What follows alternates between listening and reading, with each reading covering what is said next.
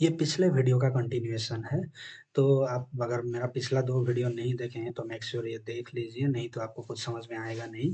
तो यहाँ पे देखिए जो ब्लॉग है वो दोबारा एक ब्लॉग और दोबारा और एक ब्लॉग फ़ोल्डर नहीं क्रिएट किया। उसी फ़ोल्डर में जो मैंने यहाँ पे डॉट यूज़ किया था, ये डॉट यूज़ करने के बदले ये डो फ़ोल्डर यूज़ नहीं किया।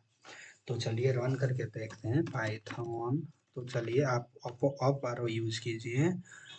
तो पाइथन मैनेज डॉट पाई रन सर्वर, हमारा सर्वर रन होना चाहिए या इट्स रनिंग। ये अनअप्लाइड माइग्रेशन, इन सब चीज़ों को इग्नोर कीजिए। अभी हम जब मॉडल पे जाएंगे तभी मैं समझाऊंगा ये चीज़ें क्या है। फिर भी हमारा सक्सेसफुली जैंगो रन हो रहा है। पिछला वीडियो अगर आपने नहीं देखा है तो प्लीज़ वो चीज़ें देख लीजिए, ठीक है। तो इतना अगर आपको समझ में आ गया, वेल एंड गुड। चलिए फाइल के ऊपर चलते हैं।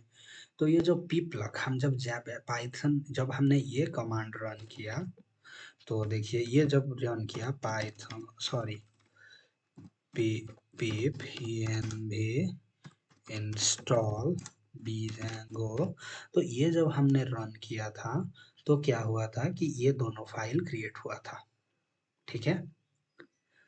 ये दोनों फाइल क्रिएट हुआ था। ये दोनों फाइल में क्या है, पहले तो हम पाई को जाते हैं। अगर ये यूआरएल को जाते हैं, जैसे कि ये यूआरएल है पाई डॉट सिंपल, ये एक यूआरएल है जहाँ पे जैसे कि आप अगर यहाँ पाई ये पाइथन का पैकेज मैनेजर है, पाइथन का पैकेज पाई ये होता है गूगल पाई पाइथन का सारा पैकेज हम यहीं से ये इसी जगह का यूआरएल है, ये इसी जगह का यूआरएल है। और एसएसएल ये एक सिक्योरिटी पर्पस होता है, ये ट्रू है। देन नेम पाई दे दिया गया है। सोर्स कहाँ से, ये जैंगो को डाउनलोड किया। फिर जैंगो ये जो पैकेज, कौन सा पैकेज, ये कहाँ से हम पैकेज को डाउनलोड करते हैं, ये पैकेज जो जैंगो हम pip इंस्टॉल जैंगो ये लिखे, ये पैकेज हमने कहाँ से डाउनलोड किया, यहाँ से डाउनलोड किया। फिर उसके बाद ये जो स्टार आया, ये स्टार का मतलब लेटेस्ट वर्जन है, अपडेटेड मतलब जो अभी लेटेस्ट है वो 4.12 समथिंग लाइक दैट। अभी जाएँगे उसको देखने के लिए कौन सा वर्ज़न है। फिर उसके बाद आया पाइथन का वर्ज़न, जो मैंने कहा था कि आप पहले पाइथन वर्ज़न चेक कीजिए, क्योंकि Python is A D very क्योंकि पाइथन के ऊपर ही जेंगो को लिखा गया है। पाइथन का एक हाई लेवल फ्रेमवर्क है जो कि जिसमें हम पाइथन लैंग्वेज यूज़ करके ही जेंगो को लिखा गया है, और जेंगो कंप्लीटली एक पाइथन फ्रेमवर्क है। तो इसीलिए उसको चलाने के लिए डिपेंडेंट होना, जैसे कि रोटी को बनाने के लिए आटे की ज़रूरत पड़ता है, इसीलिए इसी तरह पाइथन जैंगो पैकेज को और जैंगो प्रोग्राम लिखने के लिए पाइथन की ज़रूरत पड़ता है, रिक्वायर। और ये डेव डिपेंडेंसी है, ये डेवलपमेंट पैकेजेस है जो कि हम धीरे-धीरे, ठीक है, वो लिखेंगे। बहुत सारी चीज़ों को हम धीरे-धीरे देखेंगे। अभी अब हम शुरू किए हैं तो उतना ज़्यादा में लोड। तो उसके बाद ये फाइल है, ये में पिप फाइल लॉक। इसमें क्या है कि वही सेम चीज़ें हैं बट लिटिल बिट एलाबोरेट वे में है। ऐसे ऐसे एसएच है 256, इट्स हैशिंग एल्गोरिथम। तो वो कैसे ये सारी चीज़ों को, उस चीज़ों को, जैसे कि वहाँ था कि पाइथन का 3.11 और कहाँ से डाउनलोड किए, ये सारी चीज़ें वहाँ से ये चीज़ें आया। यहाँ से जो जांगो का हमने यूज़ किया, जांगो का हैश है, देखिए जांगो का हैश होने के बाद जांगो का वर्जन कौन सा है यहीं पे आ गया, ठीक है। तो इसी तरह ये जो जांगो का डिपेंडेंसी, जांगो जिसके ऊपर डिपेंडेंट है, ये इसका कंप्लीट लिस्ट उसके अंदर है, जैसे कि आप देख सकते हो। मतलब मान के चलिए रोटी, अगर आप रोटी बनाना चाहते हैं तो आप किसके ऊपर डिपेंडेंट है, आटे के ऊपर। तो आटे किसके ऊपर डिपेंडेंट है, तो अगर आप जेंगो में कुछ लिखना चाहते हैं तो आपको जेंगो में, अगर आप बनाना चाहते हैं तो आपको डेफिनेटली जेंगो चाहिए कि, लेकिन जेंगो किस किस चीज़ के ऊपर डिपेंडेंट है, मतलब जैसे कि अगर आप रोटी बनाना चाहते हैं तो आप आटे के ऊपर डिपेंडेंट है, लेकिन आटे बनाने के लिए वो गेहूं के ऊपर डिपेंडेंट है। तो ये मल्टीपल डिपेंडेंसी, ये उसके ऊपर डिपेंडेंट है, रोटी के लिए आटा डिपेंडेंट है, आटे में हम रोटी बनाते हैं, और आटा बनाने के लिए हम गेहूँ के ऊपर डिपेंडेंट है। तो इसी तरह ये चीज़ें जो जेंगो भी कुछ-कुछ चीज़ों के ऊपर डिपेंडेंट है, ठीक है? तो उतना तो अगर आपको समझ में आ गया, वेल एंड गुड।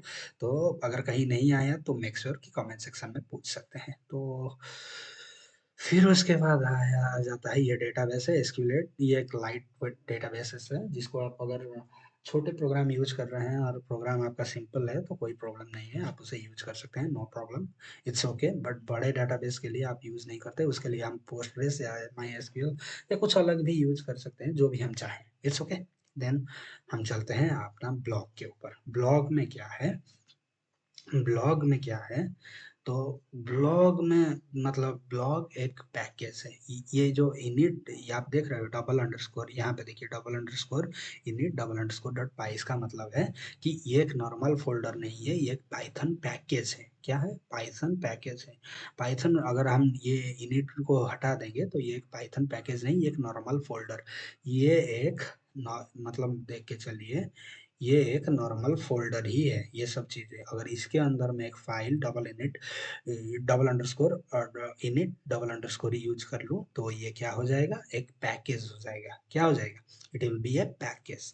तो ये आ गया, तो फिर उसके बाद आ गया इसकी, तो ये होता है एसिंक्रोनस गेटवे। ये सिर्फ जनरली जब आप जाएंगे, ये एडवांस वर्जन में यूज़ होता है, इसको हम देखेंगे एडवांस में, अगर हम जा पाते हैं तो वहाँ पे वीडियो बनाते हैं तो उसके देखेंगे। ये एसिंक्रोनस प्रॉपर्टी के लिए होता है जो जैंगो सपोर्ट करता है कि multi threading, multi processing, this kind of things. Asynchronous अब जब हम सर्वर में डिप्लॉय करते हैं तो उस टाइम के इसका जरूरत, जब जब हम जैंगो चैनल यूज करेंगे या Django web APC in this kind of things use करेंगे जो रियल टाइम होते हैं, तब हम इसे यूज करेंगे। तो ठीक है, उसके बाद आता है सेट, तो सेटिंग्स डॉट पाई। सेटिंग डॉट पाई में ये एक पैथ लीव है। अगर पाइथन आपको पता है, थोड़ा बहुत पाइथन तो आपको जानना होगा जैंगो सीखने के लिए, तो मैं हाईली रिकमेंड करूंगा कि थोड़ा बहुत पाइथन तो सीख लीजिए।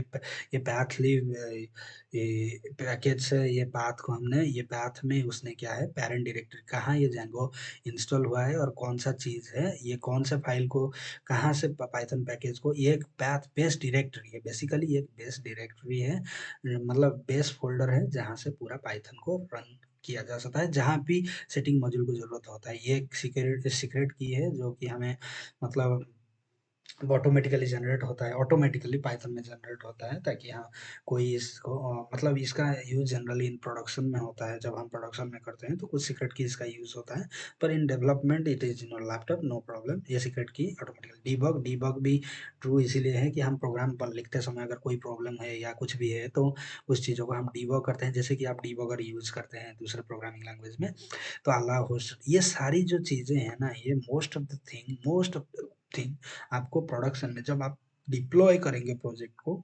जिस सर्वर में एडब्ल्यूएस, हीरोकू, जिसमें भी आप डिप्लॉय करेंगे तो उस टाइम पे काम आता है।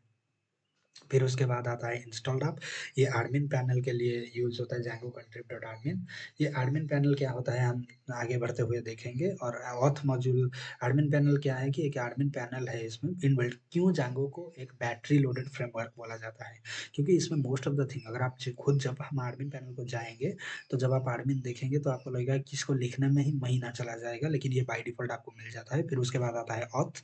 ऑथ होता है कि ये ऑथेंटिकेशन पर्पज़ के लिए है। कुछ फीचर्स मतलब देखें, कुछ आप में अगर आप ऑथेंटिकेट नहीं है तो वो चीज़ें नहीं कर सकते हैं, तो वो चीज़ें होता है। फिर कंटेंट टाइप होता है, तापर सेशंस हम कुकीज़ के लिए यूज़ करते हैं। वो सारी चीज़ें देखेंगे कि ये सारी चीज़ें कैसे होता है। मैसेज, क्योंकि message plus you are successfully log in, ये मैसेज में मैसेज, ये सारी चीज़ें क्या है, एक एक ऑब्जेक्ट है, एक पाइथन ऑब्जेक्ट है और क्लास है जिसे हम यूज करके हम डिफरेंट चीज़ें कर सकते हैं। ये जो स्टैटिक फाइल्स है, जैसे स्टैटिक फाइल को एक्सेस करने के लिए हम, स्टैटिक फाइल जनरली क्या होता है, जावास्क्रिप्ट होता है, सीएसएस होता है, इमेजेस होता है, ये सारी चीज़ें स्टैटिक फाइल्स होते हैं। उन चीज़ों को हम कैसे, इसीलिए इन सारी चीज़ें ऑथेंटिकेशन, कंसेशन, मैसेजिंग, एडमिन, सारी चीज़ें जैंगो में इनबिल्ट है।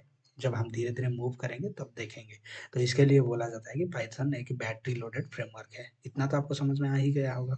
फिर उसके बाद चलते हैं मिडलवेयर। ये जनरली रिक्वेस्ट रिस्पॉन्स में काम आता है, ये सिक्योरिटी पर्पज़ के लिए काम आता है।